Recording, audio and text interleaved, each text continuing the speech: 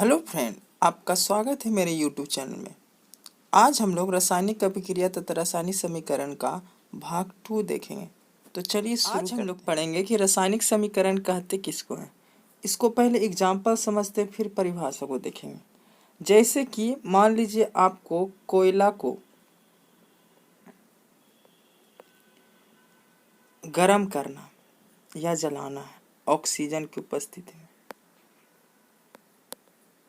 तब आपको क्या प्राप्त होगा? तो कार्बन डाइऑक्साइड प्राप्त होगा।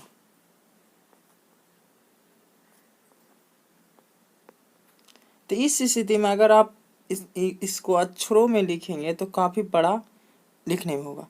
तो ऐसी स्थिति में क्या किया जाता है, इसको शॉर्ट बनाने के लिए, छोटा बनाने के लिए, ताकि समझ भी आ जाए और छोटा में शॉर्ट में लिखा भी जाए, तो इसके लिए हम लोग किसका प्रयोग करते हैं? तो संकेत एवं सूत्रों का प्रयोग करते हैं।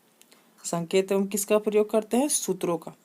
ठीक है, तो इसी को कहा जाता है रासायनिक समीकरण। इसी को क्या कहा जाता है? रासायनिक समीकरण। अर्थात इसको हम इस प्रकार लिखेंगे कि कोयला कार्बन, उससे कार्बन जल सकता है, उसमें क्या पाया जाता है? कार्बन। तो जब कार्बन को ऑक्सीजन की उपस्थिति में जब गर्म करते हैं तब हमें प्राप्त होता है कार्बन डाइऑक्साइड। ठीक है, तो जो हम इस प्रकार संकेत का प्रयोग किए हैं, तो उसी संकेत का प्रयोग करना ही कहलाता है क्या चीज? रासायनिक समीकरण। ठीक है, तो चलिए देखते हैं इसको पढ़कर। रासायनिक अभिक्रिया रासायनिक समीकरण द्वारा निरूपित की जाती है। रासायनिक अभिक्रिया को रासायनिक समीकरण द्वारा निरूपित की जाती है। रासायनिक समीकरण में तत्वों के प्रतीक एवं अभिकारक या उत्पादों के रासायनिक सूत्र की उनकी भौतिक अवस्था के साथ लिखी जाती है। कहता है रासायनिक समीकरण में क्या होता है कि प्रतीक का प्रयोग किया जाता है या उसके रासायनिक सूत्र का प्रयोग किया जाता है। दोनों का मतलब समझते हैं। प्रतीक किसको कहते हैं? जैसे कि मान लीजिए पोटेशियम लिखना है तो पोटेशियम का प्रतीक आपका के हो गया। ठीक है, सोडियम लिखना है तो सोडियम का प्रतीक आपका क्या हो गया? Na हो गया। ठीक है, ये सूत्र क्या होता है? जैसे आपको कार्बन डाइऑक्साइड लिखना है तो आप इसके लिए क्या प्रयोग कीजिएगा? CO2। तो ये आपका क्या हो गया? सूत्र हो गया। ठीक है, किसी तत्व का प्रतीक एवं रासायनिक सूत्र का प्रयोग करते हैं तो उसे कहते हैं क्या चीज? रासायनिक समीकरण। इसके साथ साथ भौतिक अवस्था के साथ लिखा जाता है, ये समझते हैं। जैसे मान लीजिए आप कोयला को जलाते हैं ऑक्सीजन की उपस्थिति में, तब निर्माण होता है कार्बन डाइऑक्साइड। इस संकेत द्वारा हमको ये भी पता चल जाएगा कि ये किस अवस्था में है। जैसे कोयला किस अवस्था में रहेगा? सॉलिड मतलब ठोस, तो एस द्वारा। ठीक है, ऑक्सीजन किस द्वारा? आपका गैस है तो किसके द्वारा? जी द्वारा। ठीक है, कार्बन डाइऑक्साइड भी क्या है? गैस है तो किसके द्वारा? जी द्वारा। तो आप संकेत के बगल में ठोस के लिए एस अर्थात सॉलिड, लिक्विड अर्थात द्रव के लिए एल और गैस के लिए जी लिख सकते हैं। एस मतलब सॉलिड, ठोस, एल मतलब लिक्विड और जी मतलब क्या? गैस। इस प्रकार आप लिख सकते हैं। आगे चलते कहता रासायनिक अभिक्रिया में आवश्यक परिस्थिति में ताप, दाब, उत्प्रेरक आदि को तीर के ऊपर या नीचे दर्शाया जाता है। ये काफी महत्वपूर्ण पॉइंट है। अगर जैसे ताप क्या होता है, अगर आपको कोई भी रासायनिक अभिक्रिया में ताप को, जैसे हम लोग जानते हैं कि कार्बन को जो ऑक्सीजन के साथ जलाते हैं तो इसमें ताप की जरूरत पड़ेगा, तो ताप को इस तीर के ऊपर क्या कर देंगे? लिख कर दर्शा देंगे। ये आपका ताप का संकेत है कि कोई चीज को क्या किया जा रहा है? गर्म किया जा रहा है। ठीक है, दाब को दर्शाना तो दाब को दर्शा देंगे। उत्प्रेरक क्या है? तो वैसा चीज, ये ऐसा पदार्थ होता है जो अभिक्रिया के दर को या तो बढ़ा देता है या तो घटा देता।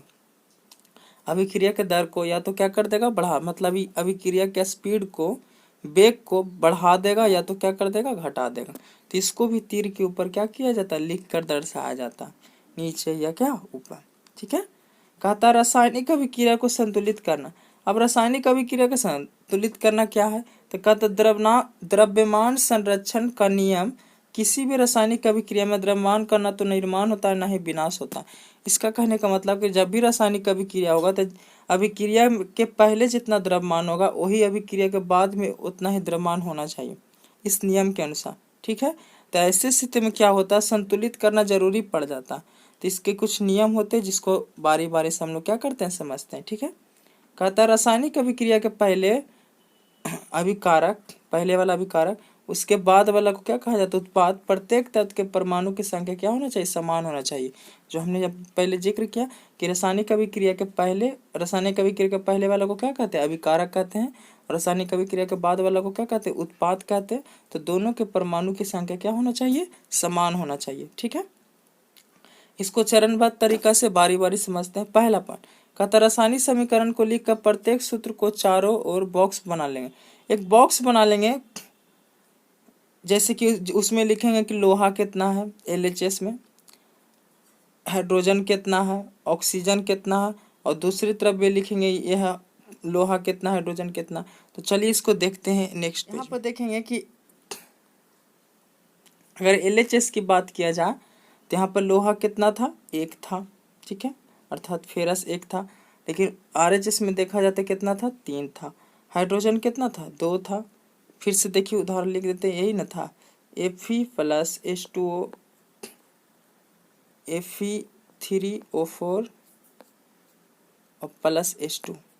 ठीक है, तो यहाँ पर देखेंगे लोहा आपका कितना, 1 है, हाइड्रोजन के गो है, 2 गो है, ऑक्सीजन कितना है, 1 है। RHS में देखेंगे लोहा कितना है, तो 3 है। ठीक है, हाइड्रोजन के गो, तो हाइड्रोजन आपका 2 है, और ऑक्सीजन कितना, O4 है, तो मतलब 4 है। तो ऐसी स्थिति में आप बॉक्स बना दिए। दूसरा चरण, तीसरा चरण में क्या है, सबसे अधिक परमाणु वाले तत्व को अभिकारक या उत्पाद के साथ अनुचित गुणांक लगाकर संतुलित करेंगे। अब देखेंगे सबसे अधिक परमाणु कौन है, तो सबसे अधिक परमाणु देखेंगे आपका ऑक्सीजन था। ठीक है, तो ऑक्सीजन को संतुलित करने की कोशिश करेंगे। तो ऑक्सीजन इसमें कितना है, 4 है, और इसमें 1 था, तो दोनों तरफ कितना से गुना कर दिए, 4 से, ताकि दोनों तरफ ऑक्सीजन क्या हो जाए, बराबर हो जाए। ठीक है, तो यहाँ पर अब देखिएगा ऐसी स्थिति में हाइड्रोजन यहाँ पर कितना हो गया, 4, और यहाँ पर हाइड्रोजन अभी 2 है, तो इसकी तरफ करना पड़ेगा। फिर देखते हैं सभी तत्वों के परमाणु के चरण 3 भांति में संतुलित करें। अब ऐसी स्थिति में देखिए यहाँ पर हाइड्रोजन हो गया आपका कितना, 4, 4 दूनी 8। ठीक है, ऑक्सीजन आपका 4, तो इस तरफ तो ऑक्सीजन 4 है, लेकिन हाइड्रोजन यहाँ पर कितना है, 2 है, तो इसको 8 बनाने के लिए कितना से गुना करना पड़ेगा, 4 से। तो जब 4 से गुना कर दिए, अब लास्ट स्टेप यहाँ पर देखिएगा, फेरस लोहा आपका 3 है, लेकिन यहाँ पर 1 था, तो इधर कितना से गुना कर देंगे, 3 से। तो ऐसे स्थिति में सब क्या हो जाएगा, संतुलन। अर्थात आपको अनुमान विधि द्वारा दोनों तरफ परमाणुओं की संख्या क्या कर देना, बराबर कर देना। और अगर आप बराबर कर देते तो ऐसे स्थिति में दोनों कौन सा अभिक्रिया कहलाएगा, संतुलित अभिक्रिया कहलाएगा। ठीक है, तो मिलते हैं नेक्स्ट वीडियो में।